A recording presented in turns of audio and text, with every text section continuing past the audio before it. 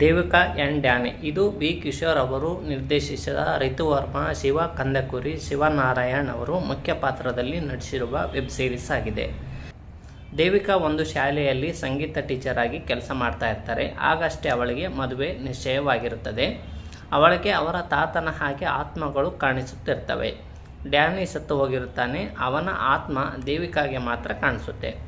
Danny Devika ಹತ್ತಿರ ಒಂದು ಸಹಾಯ ಕೇಳಿರ್ತಾನೆ. ಆ ಸಹಾಯ ಏನು ಮತ್ತು ಅದನ್ನು ದೇವಿಕಾ ಯಾವ ರೀತಿ ಮಾಡುತ್ತಾಳೆ ಎನ್ನುವುದನ್ನು ವೆಬ್ ಸೀರೀಸ್ನಲ್ಲಿ ನೋಡಬಹುದಾಗಿದೆ.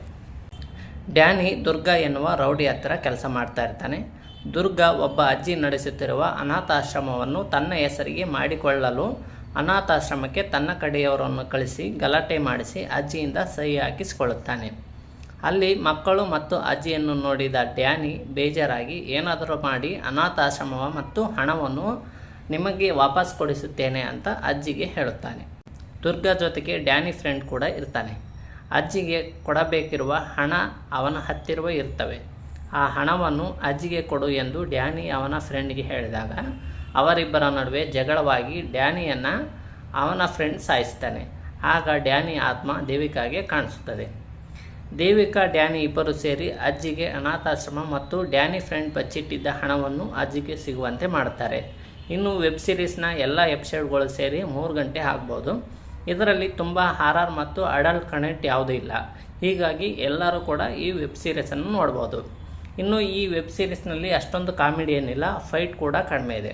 ಆದರೆ ನೋಡುವಾಗ ಒಂದಿಷ್ಟು ಕುತೂಹಲ ಇರುತ್ತದೆ. ಒಂದು ಸಿಂಪಲ್ ಆದ ವಿಷಯವನ್ನಿಟ್ಟುಕೊಂಡು ವೆಬ್ ಸೀರೀಸ್ ತೆಗೆದಿದ್ದಾರೆ. ಸಿನಿಮಾಟೋಗ್ರಫಿ ಮತ್ತು ಬ್ಯಾಕ್ಗ್ರೌಂಡ್ ಮ್ಯೂಸಿಕ್ ಮತ್ತು BGM ಚೆನ್ನಾಗಿವೆ.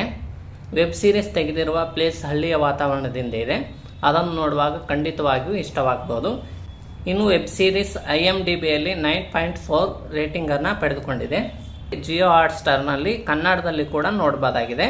ಈ ವೆಬ್ ಸೀರೀಸ್ ನೋಡಿದವರು ಹೇಗಿದೆ ಅಂತ ತಪ್ಪದೇ ಕಮೆಂಟ್ ಮಾಡಿ. ಹಾಗೂ ನನ್ನ ಚಾನಲ್ ಸಬ್ಸ್ಕ್ರೈಬ್ ಮಾಡದಿದ್ದರೆ ಕೂಡಲೇ ಸಬ್ಸ್ಕ್ರೈಬ್ ಮಾಡಿ ಹಾಗೂ ಬೆಲ್ ಐಕಾನ್ ಕ್ಲಿಕ್ ಮಾಡಿ.